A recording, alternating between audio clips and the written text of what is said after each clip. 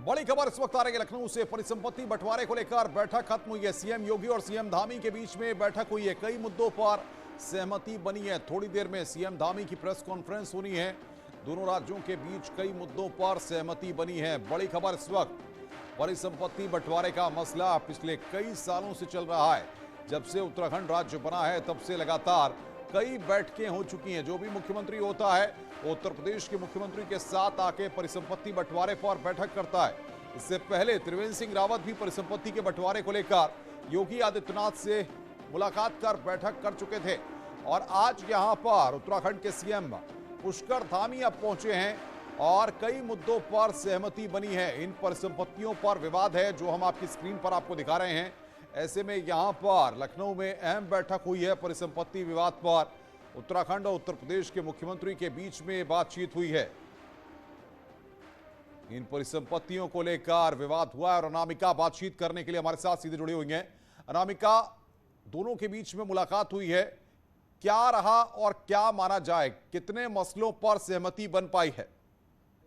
और देखिए, काफी लंबे समय से ये बातचीत चली आ रही थी और एक लंबा विवाद था। 21,000 करोड़ से भी ज्यादा की परिसंपत्तियां हैं और 21 साल से भी ज्यादा। आप अंदाजा लगाइए कि इस बीच कई बार मुख्यमंत्री बदले, उत्तर प्रदेश के भी, उत्तराखंड के भी, लेकिन दोनों की भी संपत्ति को लेकर के एक सहमति कभी नहीं बन पाई।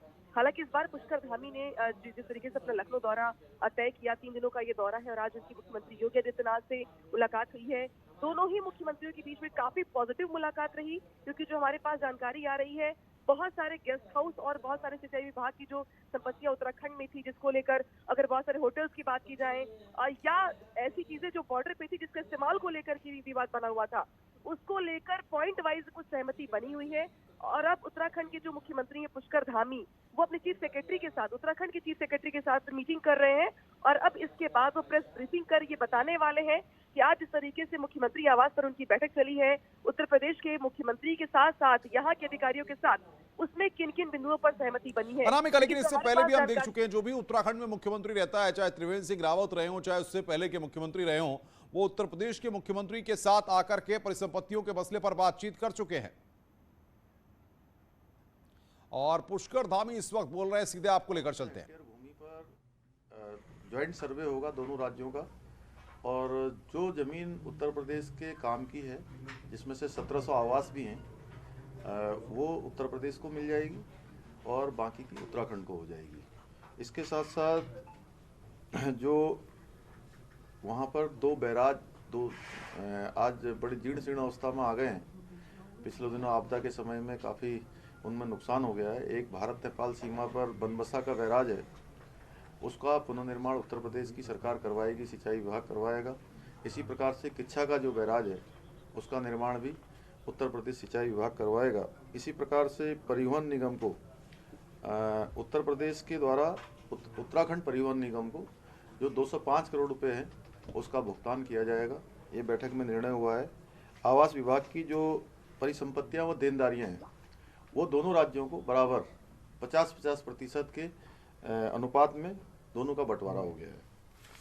और अगले 1 माह में हरिद्वार का जो अलकनंदा होटल है, वो उत्तराखंड को हस्तांतरित कर दिया जाएगा।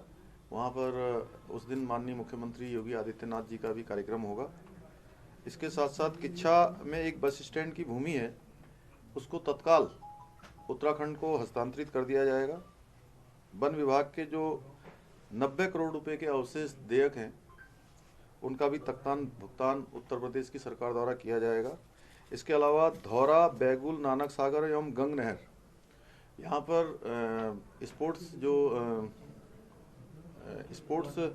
वाटर स्पोर्ट्स जो नहीं हो पा रहा था, उसमें रोक लगी हुई थी और साहसिक पर्यटन भी नहीं हो पा रहा था, उसकी भी तत्काल अनुमति आज की बैठक में दे दी गई है। इसके अलावा जितने भी मामले जो लंबित थे, अन्य भी कई बहुत सारे प्रकरण थे, सभी प्रकरणों पर सहमति बन गई है। 21 सालों के अंदर जो सारे लंबित प्रकरण हैं, उनका आज सभी पर निस्तारण हो गया है और कुछ पर 15 दिन का जो समय लिया गया है सिंचाई विभाग के, जिस प्रकार से वहाँ पर दोनों राज्यों का जॉइंट सर्वे होना है, वो उसके बाद उसका भी निस्तारण हो जाएगा।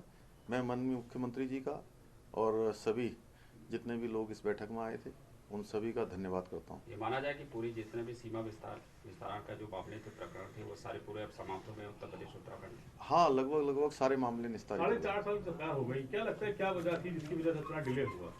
नहीं, पहले से मामले चल रहे थे, लेकिन आज चूँकि मैंने बैठक शुरू होते ही पहले अनुरोध किया था, हम लोग बहुत बार आंकड़ों में और जितने भी न्यायालयों में जो वाद विवाद गए हैं, चाहे उत्तराखंड की सरकार के द्वारा गए हैं या उत्तर प्रदेश की सरकार के द्वारा गए हैं, जो न्यायालयों में है उसको सारे वाद वापस लिए जाएंगे। दोनों सरकारों की सहमति इस पर भी बनी है। आप लखनऊ आए हैं, पुराना नाता रहा है लखनऊ से, तो अभी किसी से और मिलना जुलना भी रहेगा, कुछ और कार्यक्रम में शामिल? हाँ, लखनऊ से चूँकि बचपन का यहाँ का मैं कहूँ कि पाठशाला, चाहे जीवन की पाठशाला कहूँ या आज जिस क्षेत्र में मैं काम कर रहा हूँ, वो मेरी प्राइमरी पाठशाला यहीं रही है। इसलिए यहाँ से मेरा एक गहरा नाता है, लखनऊ से, लखनऊ विश्वविद्यालय से, यहाँ के साथियों से। तो पूरे दिन भर आज कार्यक्रम में मैं सभी से मिलूँगा, सभी के बीच में जाऊँगा और कल भी गया था, आज रात्रि तक यहीं हूँ। हामी जी, उत्तराखंड के चुनाव नज़दीक हैं, उत्तर प्रदेश के नज़दीक हैं, ऐसे में उत्तराखंड में किस तरह से आप अपनी चुनौती देख रहे हैं इस बार? क्योंकि 3 मुख्यमंत्री उत्तराखंड में जो है बीजेपी में, आप तीसरे हैं, ऐसी सूरत में क्या किसी प्रकार का कोई आपस में संगठन को लेकर? नहीं, कहीं पर कोई ऐसा विवाद नहीं है, कोई ऐसी स्थिति नहीं है। सारे लोग उत्तराखंड को आगे बढ़ाने के लिए लगे हुए हैं। सरकार वही है, सरकार का चेहरा बदल गया है। पुरानी सरकार जो हमारी 2017 से चल रही है, वो सरकार ने बहुत सारे काम किए हैं, चाहे वो शिक्षकों की नियुक्ति के प्रकरण हो, डॉक्टरों की नियुक्ति के प्रकरण हो, रोजगार के मामले हों या विकास के मामले हों, हर क्षेत्र में काम किया है। और सबसे बड़ी बात है कि उत्तराखंड के साथ जो माननीय प्रधानमंत्री जी का एक विशेष लगाव है, जिसके कारण से वहाँ पर आज 4 धाम जो सड़कें बनी हैं, ऑल वेदर रोडें बनी हैं, भारतमाला श्रृंखला में आज हजारों किलोमीटर जो रोडें प्रस्तावित और बन रही हैं।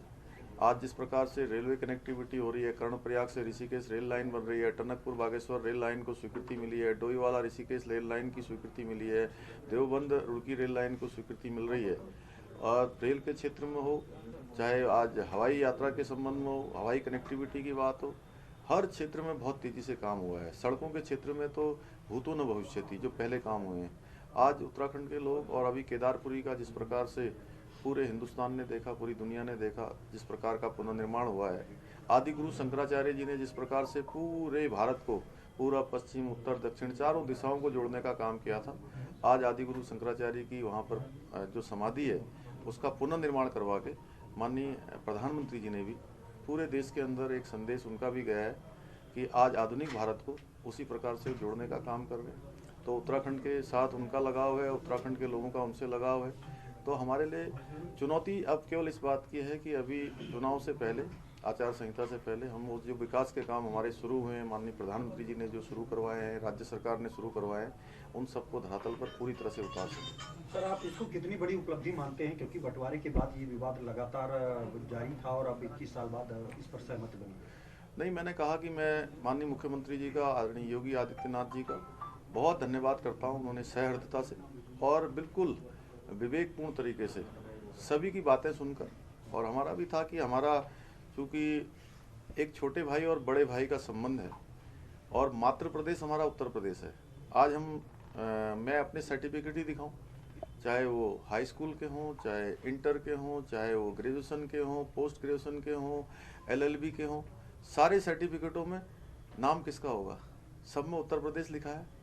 इसलिए कोई ऐसी बात नहीं है और हमने कोई ऐसा, इसमें कोई विवाद जैसी स्थिति भी नहीं थी। हमने कहा जो दोनों भाइयों में जो बंटवारे में होता है वो हो जाए, और उसी को उन्होंने माना है। मैं आभारी हूँ, उन्होंने इतना बड़ा दल दिखाया और 21 सालों से जो मामले नहीं हो रहे थे। और उत्तराखंड के अंदर तो मैंने हर विषय पर ये कहा है कि हर चीज़ का बीच का रास्ता निकालने के लिए हम लोग आए हैं। तो अभी चुनाव होने वाले एक मौजूदा मंत्री हैं, वो कांग्रेस में शामिल हुए थे, क्या लगता है कुछ उलटफेर की संभावना है? देखिए, चुनाव है, भारतीय जनता पार्टी में एक सिद्धांत है, हम लोगों ने जो बचपन से सीखा है कि राष्ट्र प्रथम, संगठन द्वितीय और व्यक्ति अंतिम। और इस सिद्धांत पर जो काम नहीं कर पाता है वो चला जाता है। आ जाते हैं, चले जाते हैं, लेकिन यहाँ हम सभी का सम्मान करते हैं। मैं मुख्य सेवक के रूप में पिछले 4 महीने से काम कर रहा हूँ। हमने कोशिश की है सभी जितने छोटे हैं, बड़े हैं, वरिष्ठ हैं और जो जैसे भी हैं, सभी का हमने कहा है कि हम बिल्कुल आत्मीयता से सबका सम्मान कर रहे हैं, सबको आगे बढ़ा रहे हैं। हमारी पार्टी भी सबको बढ़ा रही है, सबको अंगीकार कर रही है। अब कोई किसी के अपने हित अगर आ जा रहे होंगे तो कोई जाएगा, कोई आएगा।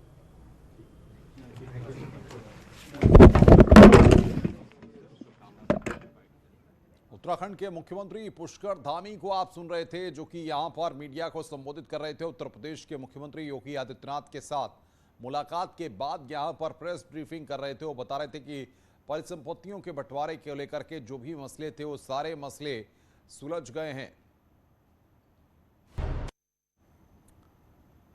स्वागत है। ब्रेक के बाद दिल्ली में यूपी चुनाव को लेकर भारतीय जनता पार्टी की बड़ी बैठक शुरू हो गई है। यह बड़ा अपडेट आ रहा है इस वक्त 2022 चुनाव को लेकर बीजेपी मंथन कर रही है। बीजेपी मुख्यालय में यह अहम बैठक शुरू हो गई है।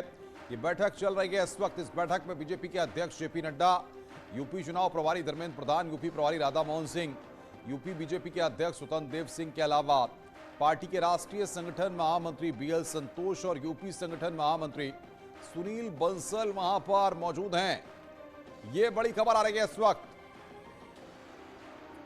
2022 चुनाव को लेकर भारतीय जनता पार्टी दिल्ली में मंथन कर रही है और इस बैठक में तमाम भारतीय जनता पार्टी के रणनीतिकार, दिग्गज नेता यहां पर मौजूद हैं। 2017 में जिस तरीके से भारतीय जनता पार्टी ने जो स्ट्रेटेजी तैयार की थी, उसी स्ट्रेटेजी को आगे बढ़ाते हुए भारतीय जनता पार्टी 2022 के चुनावी दंगल में एक बार फिर सत्ता पर काबिज होना चाहती है। और बड़ी खबर सीतापुर से आ रही है, जहां पर किसानों का प्रदर्शन चल रहा है। पानी की टंकी पर किसान चढ़ गए हैं। मांगे नहीं माने जाने से किसान काफी नाराज हैं। कई मांगों को लेकर किसानों का प्रदर्शन, ये तस्वीरें हम आपकी स्क्रीन पर दिखा रहे हैं। कई दिनों से धरने पर वहां पर किसान बैठे हुए हैं। महोली तहसील का ये पूरा मामला है। सीतापुर से बड़ी खबर इस वक्त आपकी स्क्रीन पर तस्वीरें दिखा रहे हैं। किसानों का प्रदर्शन वहां पर हो रहा है। कई दिनों से धरने पर किसान वहां पर बैठे हुए हैं। महोली तहसील में किसानों का यह प्रदर्शन जारी है। बड़ी खबरों पर लगातार हमारी नजर बनी हुई है। फिलहाल इस बुलेटिन में इतना ही। नमस्कार।